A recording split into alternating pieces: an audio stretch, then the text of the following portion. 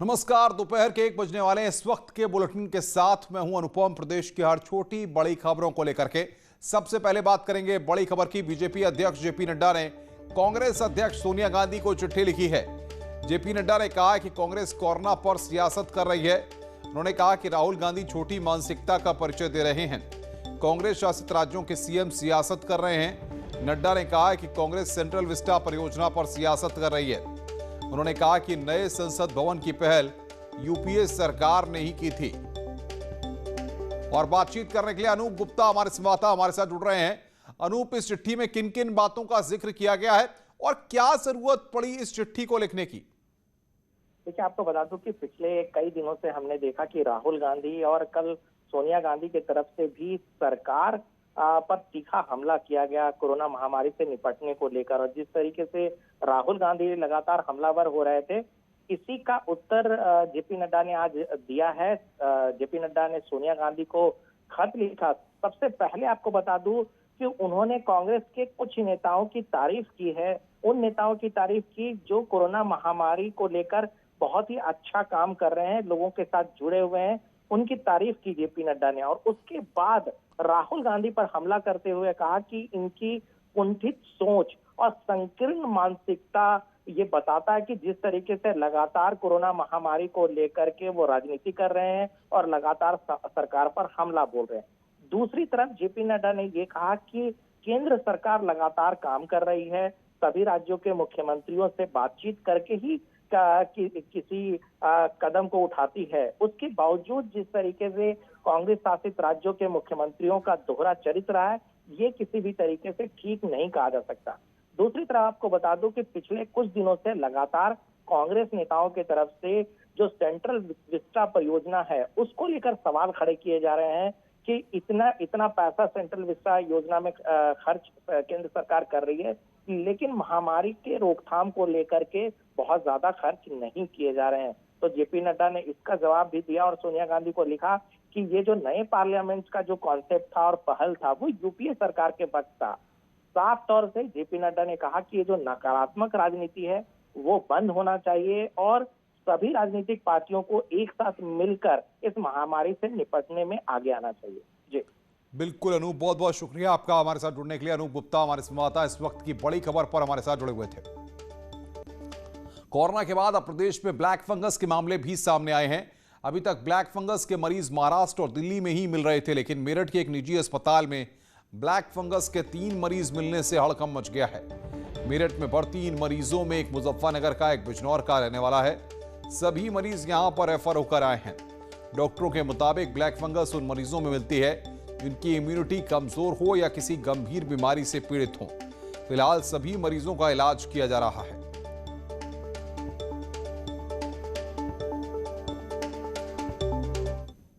जो हम दवाइयाँ इस्तेमाल कर रहे हैं, खासकर जो स्टेरॉइड इस्तेमाल कर रहे हैं वो, और इसके अलावा डायबिटीज़ के मरीज़, और इसके अलावा जो पेशेंट इम्यूनोसप्रेसिव थेरेपी पे हैं, जैसे कि ट्रांसप्लांट पेशेंट हैं या फिर कैंसर कीमोथेरेपी पेशेंट हैं, उनके लिए ये एक फंगस जो है बड़ा मुश्किल पैदा कर रहा है। सतर्कता से देखना पड़ेगा कि इनकी जो आँखों में बदलाव आते हैं मरीज़ के पूर्ण शुरू में, वो, और नाक में खून आना, आँख का सूजन आना, आँख का घूमना, ये अर्ली फीचर्स हैं म्यूकोरमाइकोसिस के, जो कि आपको डेली बेसिस पे चेक करने पड़ेंगे।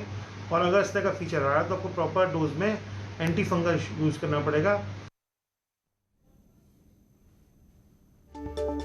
तो ब्लैक फंगस के यहां पर केस सामने आए हैं। मेरठ में निजी अस्पताल में इन मरीजों का इलाज चल रहा है। इस वक्त की बड़ी खबर, निजी अस्पताल के डॉक्टर ने इस बात की पुष्टि की है। मेरठ में ब्लैक फंगस का पहला मामला सामने आया है।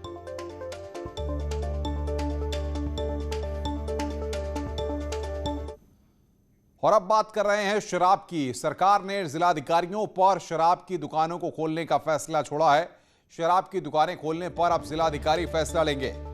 डीएम जिले के हालात को देखकर इजाजत देंगे। आबकारी विभाग दुकान खोलने की मांग कर रहा है। लखनऊ के डीएम आज इस पर फैसला करेंगे। कई जिलों में दोपहर 1 बजे तक दुकानें खुलेंगी। वाराणसी में दोपहर 1 बजे तक दुकानें खुलेंगी। नोएडा में, बाकी जगहों पर, मेरठ में कई जगहों पर आज दुकानें खुली हैं, जहां पर ये 6 तस्वीरें हम आपको दिखा रहे हैं। नोएडा, अलीगढ़, कानपुर देहात, वाराणसी, मेरठ और कानपुर, ये 6 जगहों की तस्वीरें जहां पर आज शराब की दुकानें खुली। तो उसके बाद वहां पर लोगों की लंबी कतारें लग गई।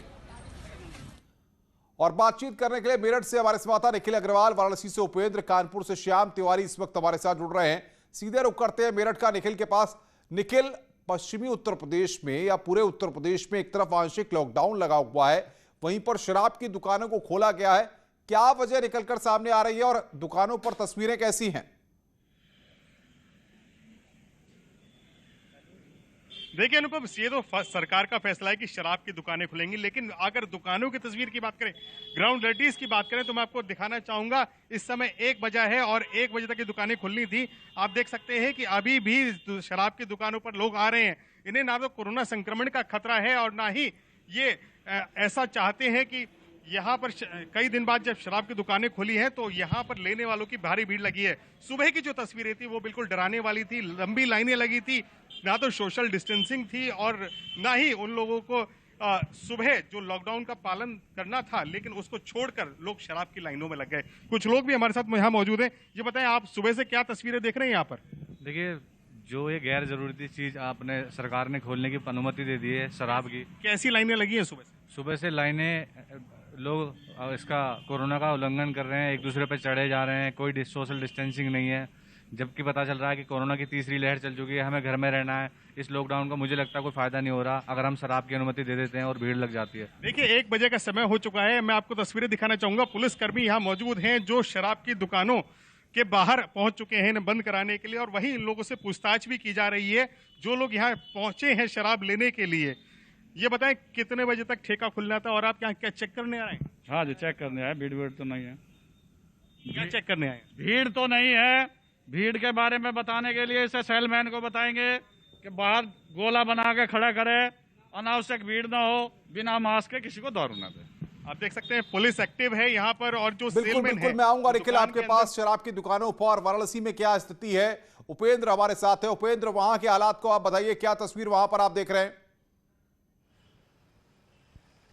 बिल्कुल, देखिए अनुपम, यहाँ पर 1 बजे तक का नियम था और मैं तस्वीरें दिखाना चाहूँगा। 2 दुकानें हैं, एक बियर की दुकान है और एक उसके बगल में अंग्रेजी शराब की दुकान है। दोनों ही दुकानें 1 बजे बंद कर दी गई। हालांकि ये भी कह सकते हैं कि जैसे ही न्यूज़ 18 की टीम यहाँ पहुँची वैसे ही उनको आभास हुआ, चूँकि यहाँ पुलिसकर्मी भी बैठे थे, तो उन्होंने 1 बजे बंद कर दी। हालांकि कमोवेश कुछ जगह पर अभी दुकानें खुलने की सूचना आ रही है, लेकिन अधिकतर जगह पर दुकानें बंद हो गई हैं। और सुबह ही जब 10 बजे दुकानें खुली थी तो खुद वाराणसी के पुलिस कमिश्नर ए सतीश गणेश और जिला आबकारी अधिकारी ने निरीक्षण भी किया और उन्होंने साफ तौर पर कल ही ये प्लान बन गया था और उसको लेकर सख्त अफसरों को निर्देश थे कि किसी भी हालत में सोशल डिस्टेंसिंग का उल्लंघन नहीं होना चाहिए, जिसके कारण यहाँ पर देखिए, यहाँ पर गोले बनाए गए थे।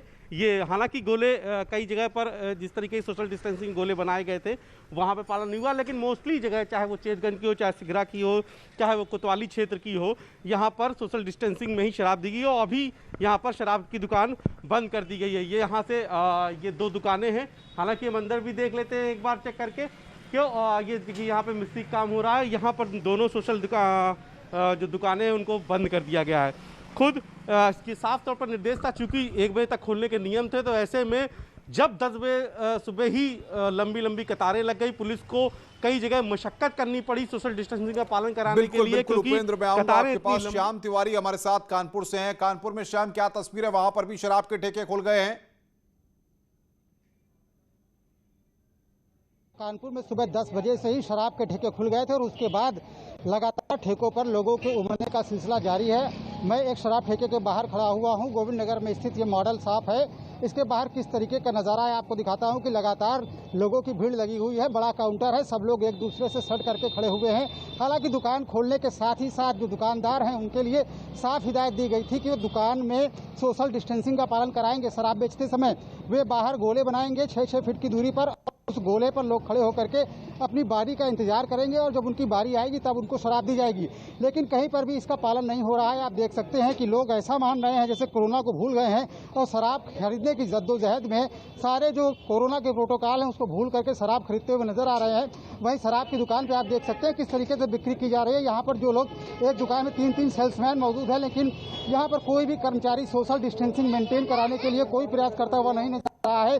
वहीं पुलिस की बात की जाए तो पुलिस भी लगातार सुबह से इस तरीके की शिकायत दुकानों के बाहर सोशल डिस्टेंसिंग नहीं है। बहुत बहुत शुक्रिया श्याम आपका, उपेंद्र आपका और साथ ही साथ निखिल आपका। आप नजर बना के रखिए, आगे भी हम आपसे अपडेट लेंगे। कानपुर में लॉकडाउन के दौरान शराब की दुकानें खुलते ही कोरोना प्रोटोकॉल की धज्जियां उड़ गईं। लोग भारी संख्या में शराब खरीदने के लिए शराब की दुकानों पर उमड़ पड़े। शराब की दुकानों के बाहर लोगों की लंबी लंबी कतारें लग गई। कविता मधुशाला की पंक्तियां हैं, मंदिर मस्जिद बैर कराते मेल कराती मधुशाला। कुछ ऐसा ही नज़ारा कानपुर में आज सुबह से देखने को मिल रहा है। जब से शराब के ठेके खुले हुए हैं, ठेकों के बाहर लंबी लंबी कतारें लगी हुई हैं। लोग सोशल डिस्टेंसिंग को भूल करके लंबी लंबी लाइनों में लगने के बाद शराब खरीदते हुए नज़र आ रहे हैं। लोग एक दो नहीं, कई कई बोतलें शराब की खरीद रहे हैं। दरअसल लॉकडाउन के चलते कई दिनों के बाद आज शराब की दुकानें खुली हैं, जिसके बाद से सुबह से ही इन दुकानों में लोगों की भीड़ देखने को मिल रही है। आप देख सकते हैं कि किस तरीके से लोग लाइनों में लगे हुए हैं। हर उम्र वर्ग के लोग इसमें नज़र आ रहे हैं, जहां कई युवा हैं तो कई बुजुर्ग लोग भी लाइनों में लग करके शराब को खरीद रहे हैं। कई लोग ऐसे हैं जो ऐसा लगता है कि वो स्टॉक कर लेना चाहते हैं। लोगों को ये लग रहा है कि आने वाले समय में एक बार फिर से शराब की बंदी हो सकती है, जिसके चलते वो पूरा स्टॉक खरीद लेना चाहते हैं। यही वजह है कि लोगों की लंबी लंबी लाइनें वो शराब की दुकानों में देखने को मिल रही हैं। इस दौरान लोगों ने सामाजिक दूरी के नियमों को ताक पर रख दिया है। जिस कोरोना के डर की वजह से लोग घरों से निकल नहीं रहे थे, वो शराब खरीदने के लिए उमड़ पड़े हैं और सारे नियम कानूनों को, सारे कोरोना के प्रोटोकॉलों को ताक पर रख दिया है। श्याम तिवारी, न्यूज़ 18 उत्तर प्रदेश, कानपुर। कोरोना संकट के दौर में पीलीभीत के सांसद वरुण गांधी ने अपने खुद के पैसे से लोगों की मदद के लिए 100 बड़े ऑक्सीजन सिलेंडरों की खेप लेकर वो पहुंचे हैं। ऑक्सीजन सिलेंडर की एक खेप उन्होंने खुद जिलाधिकारी को सौंपी है। सांसद वरुण गांधी ने कुछ दिन पहले ही पीलीभीत की जनता से वादा किया था कि वो कोरोना संकट में जनता की मदद के लिए 100 बड़े सिलेंडर भेजेंगे और उन्होंने अपना वादा पूरा करते हुए वरुण गांधी 100 से ज्यादा बड़े ऑक्सीजन सिलेंडर लेकर खुद पीलीभीत लेकर आए हैं। सिलेंडर मिले हैं, है ना, और इससे राहत तो मिलेगी ही। ये किसकी तरफ से भेजे गए और कितने लीटर ऑक्सीजन मिली है? आधे घंटे चले। ये सांसद जी के थ्रू मिले हैं। पीलीभीत है। कुछ छोटे सिलेंडर भी आए हुए हैं। 15 हैं। कोरोना महामारी के बीच लखनऊ के हज हाउस में आज से 255 बेड के कोविड हॉस्पिटल शुरू हो गया है। रक्षा मंत्री राजनाथ सिंह ने इस हॉस्पिटल का शुभारंभ किया। 255 बेड के कोविड हॉस्पिटल को HAL ने तैयार किया है। कार्यक्रम में सीएम योगी भी मौजूद रहे। रक्षा मंत्री राजनाथ सिंह ने इस मौके पर कहा है कि इस अस्पताल से गंभीर मरीजों को बेहतर इलाज हो सकेगा। राजनाथ सिंह ने कोरोना प्रबंधन को लेकर यूपी की तारीफ करते हुए कहा, विश्व स्वास्थ्य संगठन ने भी यूपी सरकार के कामकाज की तारीफ की है। लखनऊ के कोविड अस्पताल के शुभारंभ के मौके पर मुख्यमंत्री योगी आदित्यनाथ ने कहा है कि कोरोना के केस लगातार कम हो रहे हैं और सरकार प्रदेश के जिलों में 300 ऑक्सीजन प्लांट स्थापित करेगी। साथ ही उन्होंने नए बने कोविड अस्पतालों की भी जानकारी दी है।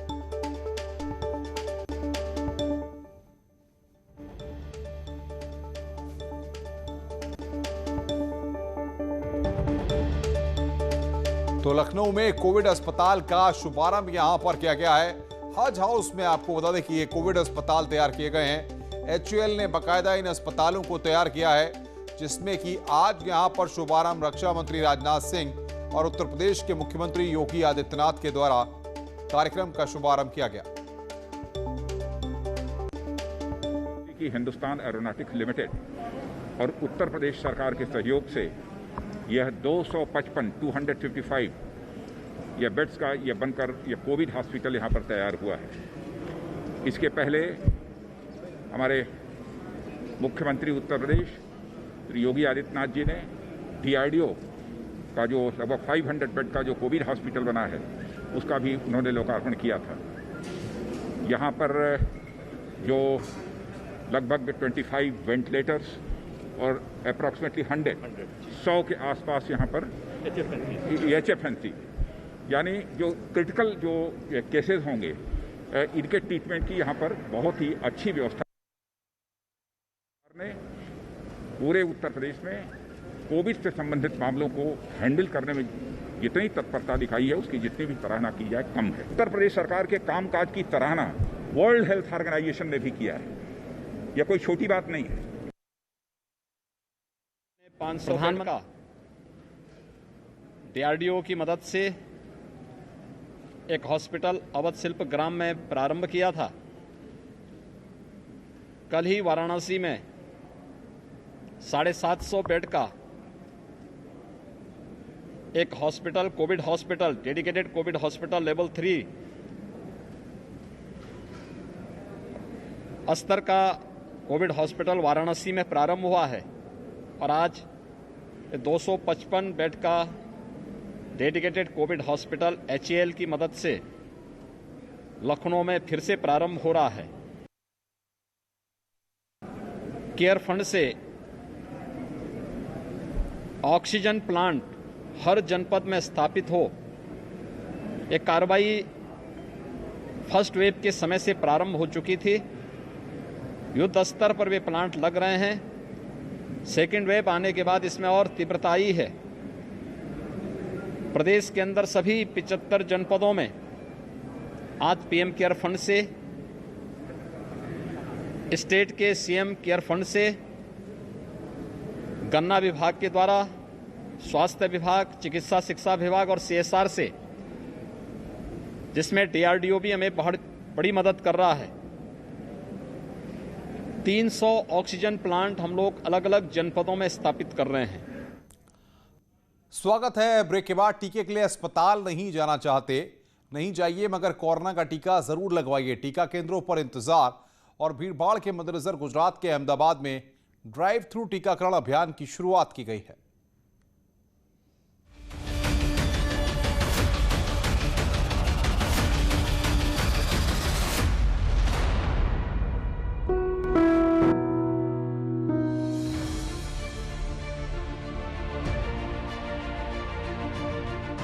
लोगों को आसानी से कोरोना की वैक्सीन मिल सके, इसलिए प्रशासन की ओर से ये ड्राइव थ्रू वैक्सीनेशन शुरू किया गया है और पहले ही दिन ये ड्राइव थ्रू वैक्सीनेशन सेंटर पर 1100 से अधिक लोगों ने कोरोना का टीका लिया है।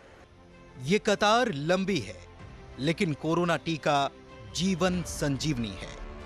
इस बात को सभी समझ रहे हैं और टीकाकरण अभियान में भागीदार बन रहे हैं, क्योंकि वैक्सीन लेने से कई गुना अपने शरीर में फ़ायदा होता है और ये रोग से भी बच जाता है।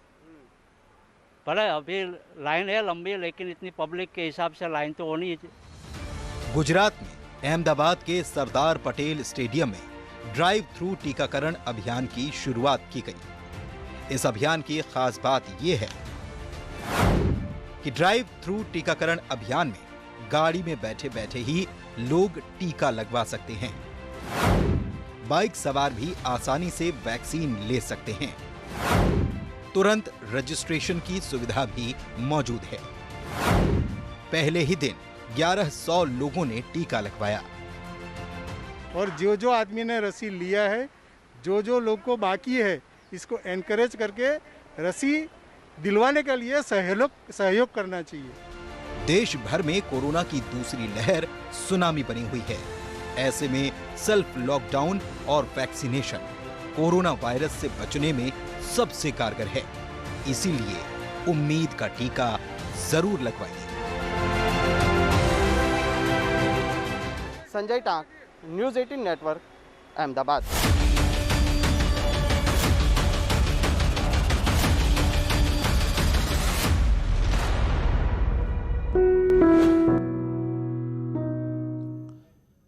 नेटवर्क 18 यह सुनिश्चित करना चाहता है कि हर भारतीय को कोविड-19 का टीका मिले। टीकाकरण जागरूकता बढ़ाने के लिए नेटवर्क 18 और फेडरल बैंक की पहल संजीवनी शॉर्ट ऑफ लाइफ को सपोर्ट करें।